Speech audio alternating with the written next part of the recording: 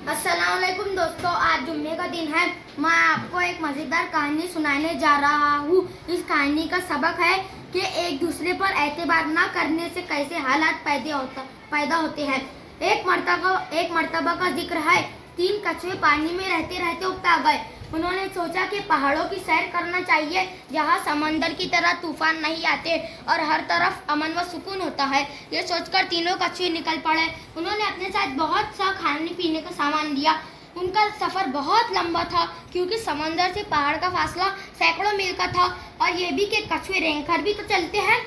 वो कछुए पहाड़ की तरफ चलते रहे। रास्ता लंबा था और हर तरफ झाड़ जंगल, लेकिन कछुए धुन के बहुत पक्के थे। वो हर तकलीफ का मुकाबला करते हुए आगे बढ़ते रहे।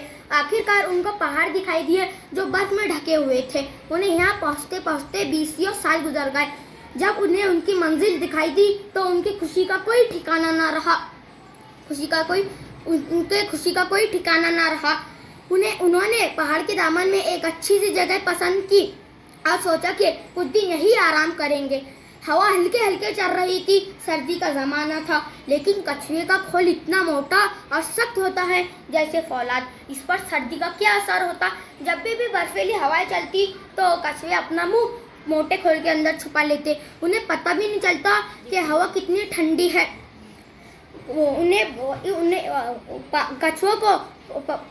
कछुओं को पहाड़ के दामन में बहुत अच्छा लगा।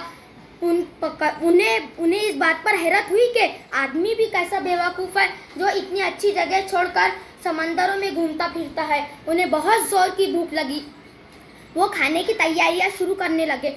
उन्होंने बहुत से बड़े पत्ते इकट्ठे किए। उस बड़े सलीके से उस पर अपना खाना रखा। जैसे ही खाने के लिए हाथ बढ़ाया तो देखा कि पानी का नामो निशान नहीं है। हर तरफ बर्फ ही बर्फ है।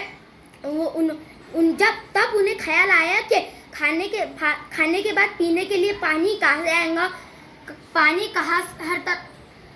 खाने के बाद पानी कहाँ से आएगा, और अगर पास पड़ोस में पानी मिल भी गया तो पता नहीं कैसा हो। उनकी आदत समंदर के पानी पीने की थी, इसी से उनका खाना हजम होता था।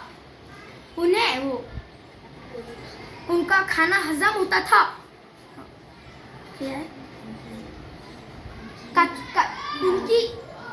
उसी से उनका खाना हजम होता था। उनकी आदत समंदर के पानी की थी, इसी से उनका खाना हजम होता था। तीनों कछुए सोच में पड़ गए। उनकी समझ में न आ रहा था कि क्या किया है। जब बड़े कछुए ने मंझले कछुए से बोला, तुम जाओ और समंदर से पानी ले आओ, फिर हम इत्मीनान से खाएंगे। मंझला कछुए ने कहा, मैं तो बहुत थक गया हूँ, छोटे कछुए को जाना चाहिए। वो अभी भी इस वक्त भी खासा चुस्त व चालाक मालूम होता है। छोटे कछुए ने बहुत आनाकानी की, मगर दोनों उसके पीछे पड़ गए और उसकी एक न चली। मजबूर होकर छोटे कछुए को उनकी बात माननी पड़ी। छोटे कछुए ने कहा, मैं चला जाऊंगा, मगर मुझे यकीन है तुम मेरा इंतजार नहीं करोगे। दोनों कछुओं ने कहा, ये कैसे हो सकता है, हम तुम्हारा इंतजार करते रहेंगे। छोटा कछुआ बड़ी संजीदगी से बोला, मुझे यकीन है नहीं करोगे।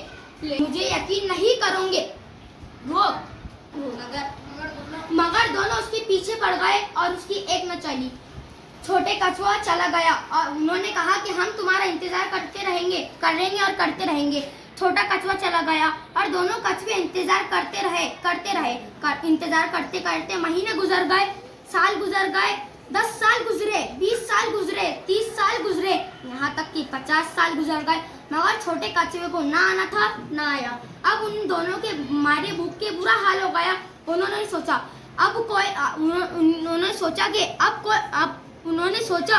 अब ज्यादा इंतजार करने से कोई फायदा नहीं है।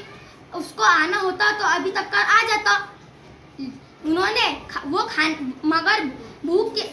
खाने की तरफ बढ़े। खाने में जैसी हाथ डाला ही था कि छोटा कछुआ चट्टान के पीछे से आया और बोला, मैं जानता था तुम मेरा इंतजार नहीं करोगे। दोनों कछुए भौचक्का रह गए। कहते तो क्या कहते। Thank you.